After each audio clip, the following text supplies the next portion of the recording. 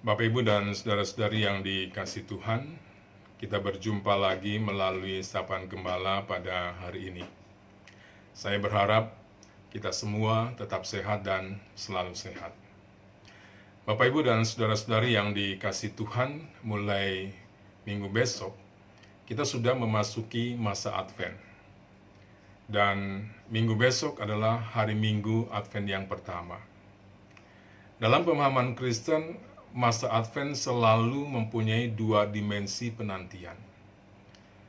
Yang pertama, penantian akan kedatangan Kristus melalui peristiwa kelahirannya. Dan yang kedua, penantian akan kedatangan Kristus kembali di masa depan.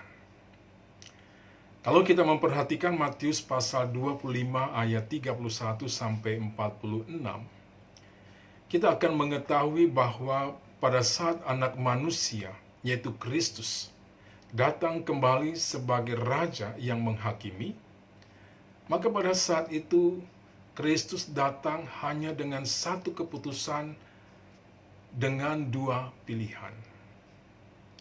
Pilihan yang ke satu, Raja itu akan berkata kepada mereka yang di sebelah kanannya, "Mari, hai kamu yang diberkati oleh Bapakku, terimalah kerajaan yang telah disediakan bagimu sejak dunia dijadikan." Atau pilihan yang kedua, ia akan berkata juga kepada mereka yang di sebelah kirinya, "Enyahlah dari hadapanku, hai kamu orang-orang terkutuk, nyala ke dalam api yang kekal yang telah sedia untuk iblis dan malaikat-malaikatnya." Namun kalau kita memperhatikan Markus pasal 13 ayat 28 yang mengatakan, "Tariklah pelajaran dari perumpamaan tentang pohon ara. Apabila ranting-rantingnya melembut dan mulai bertunas, kamu tahu bahwa musim panas sudah dekat."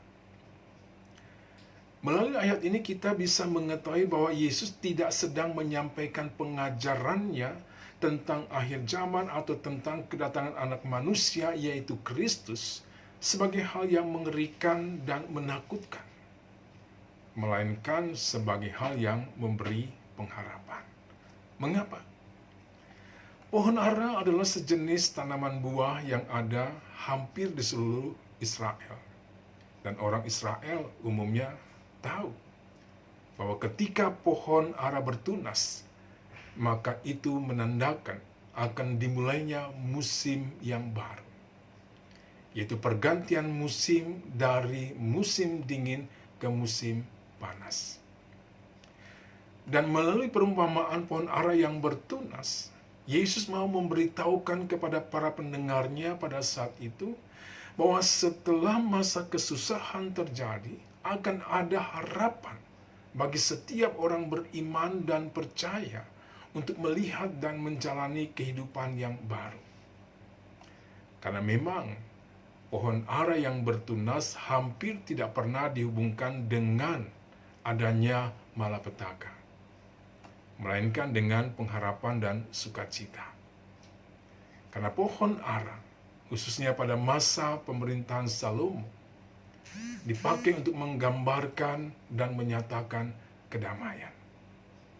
Di dalam 1 Raja-Raja pasal 4 ayat 25 dikatakan, "Sehingga orang Yehuda dan orang Israel diam dengan tentram, masing-masing di bawah pohon anggur dan pohon aranya, dari Dan sampai Berseba, seumur hidup Salomo."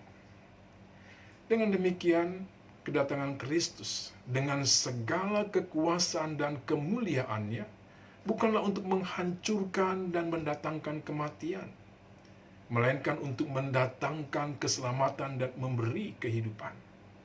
Dan fokus hidup orang beriman yang menantikan akhir zaman atau kedatangan anak manusia, yaitu Kristus, bukanlah kepada para penyesat atau nabi-nabi palsu, bukan kepada peperangan atau bencana alam seperti gempa bumi atau kelaparan, melainkan pada pengharapan yang memberi kehidupan yang lebih baik, hidup yang dipenuhi dengan damai sejahtera. Karena mengenai waktu akhir zaman atau waktu kedatangan anak manusia, yaitu kedatangan Kristus, tetap menjadi rahasia Bapa saja. Itu sebabnya Yesus memberikan nasihat sekaligus peringatan, hati-hatilah dan berjaga-jagalah. Artinya, hal yang pertama, setiap orang beriman harus selalu siap agar tidak dikejutkan dan terkejut oleh kedatangan Kristus yang tidak terduga. Hal yang kedua, setiap orang beriman tidak boleh lengah dan tidak boleh terlena oleh berbagai bentuk kenyamanan yang diberikan oleh dunia, sehingga melupakan tugas panggilan yang dipercayakan oleh Allah kepadanya. Jangan sampai ketika Kristus datang, kita sedang tertidur. Kita kedapatan sedang bermalas-malasan dan tidak mengerjakan tugas kita masing-masing. Hal yang ketiga, setiap orang beriman yang menantikan kedatangan Kristus harus hidup di dalam dan dengan pengharapan yang terus-menerus. Pengharapan yang tetap, pengharapan yang tidak berubah. Karena Allah yang kepadanya kita percaya, kita beriman adalah Allah yang setia. Bapak, Ibu, dan saudara-saudari yang dikasihi Tuhan, ketiga hal ini penting dan perlu. Karena pengharapan bukanlah sesuatu yang pasif, melainkan aktif. Seorang yang berpengharapan adalah seorang yang senantiasa melakukan pekerjaannya bukan hanya sekedar baik, tetapi juga benar. Melakukannya dengan cara yang baik dan benar untuk memberikan dan menyatakan kebaikan dan kebenaran bagi sekitarnya.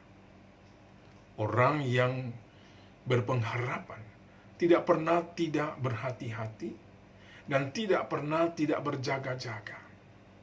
Sebab dengan berpengharapan, ia seperti pohon ara yang bertunas pada waktunya. Oleh sebab itu, selamat memasuki dan memaknai Minggu Advent yang pertama. Tuhan memberkati. Amin. Mari Bapak, Ibu, dan Saudara, kita berdoa.